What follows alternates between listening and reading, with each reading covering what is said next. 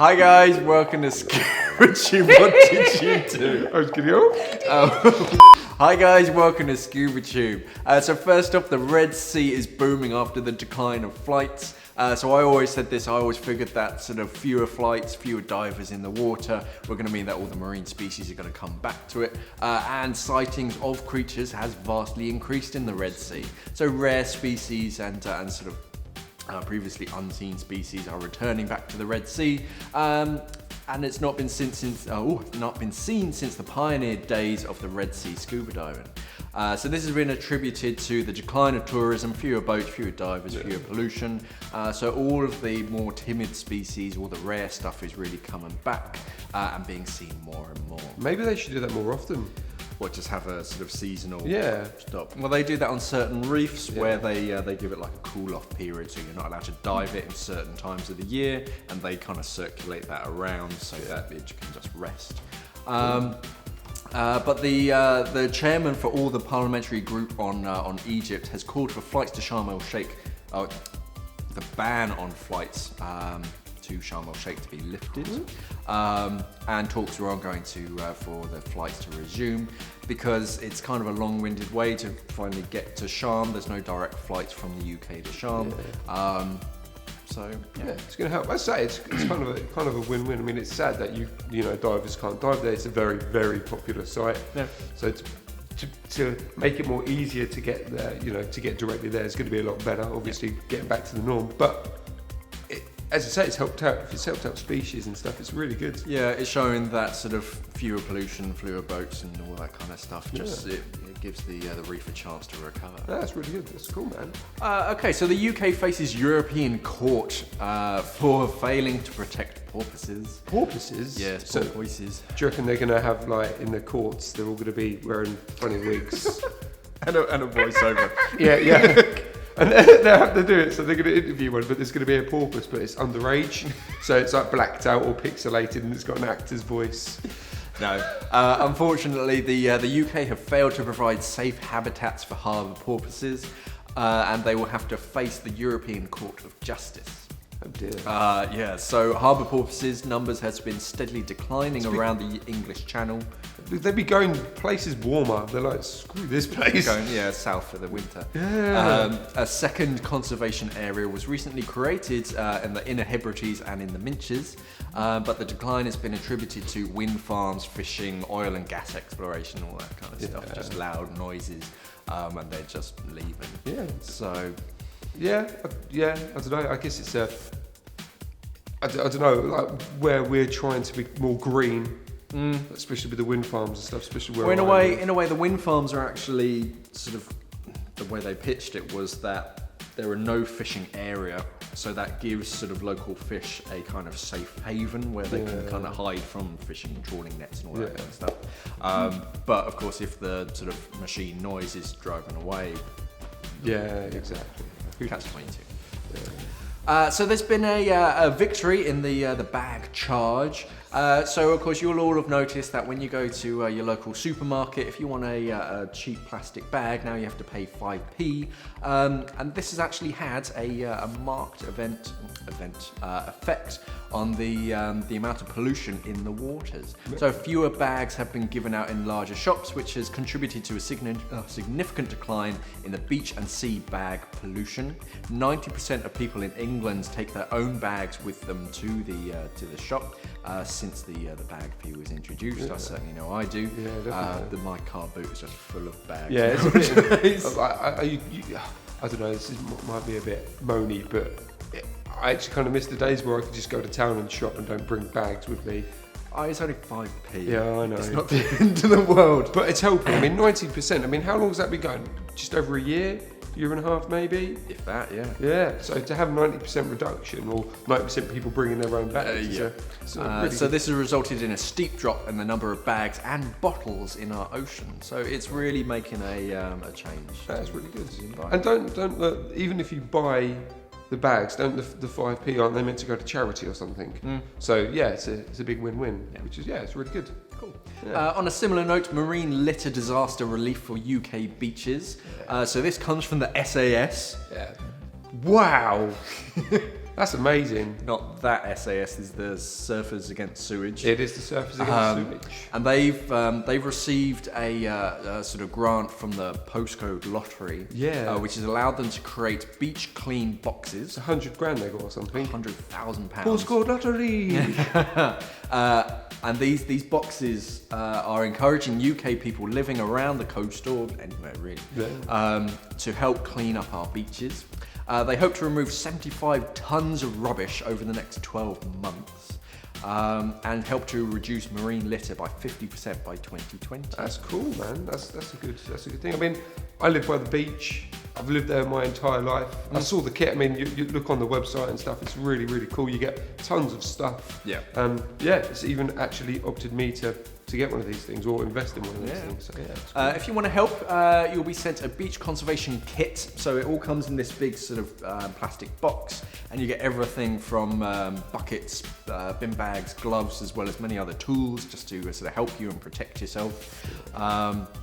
There's going to be links below in the description. All you have to do is kind of email them or pop them a phone call to arrange one of these boxes. I think they probably just gather up all the information, and then if there's enough people, one person gets selected to pick the box, and then because I think what you've got to do is it's a group of you. It's not just a single person. So a group of interest comes in, gets the box, and then obviously you schedule it between yourselves to go out on days to obviously help clean the beach and stuff. Yeah, it's good. At my last dive centre, we used to do like a yearly river cleanup on the local river, where the scuba divers and their families would be on the shore, and then the divers would kind of get all the shopping trolleys and skateboards and bikes and stuff out, and then the families would kind of take it out of the water and put it into the tip. So it's a social event, and it's good for the environment. We've done it here at work before as well with the ocean days and stuff. We go along the coast, along obviously Kent where we live and where we're stationed. So it gets us all together and just cleans up. We got a lot of rubbish that day as well.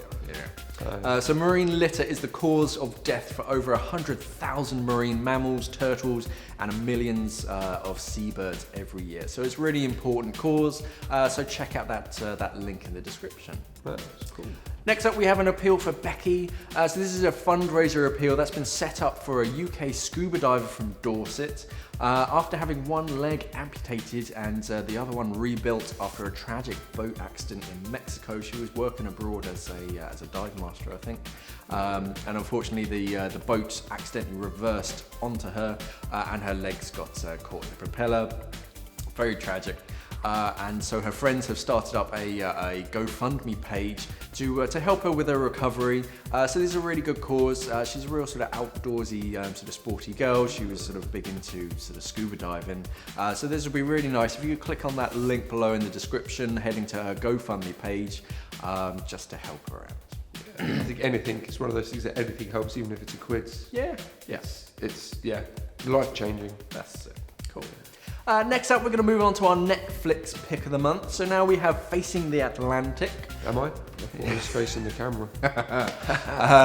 So this is a series of sort of episodes that goes around the coast of the Atlantic, just looking at sort of inland species. It's a nature documentary, but it looks sort of in scuba diving and under the water as well.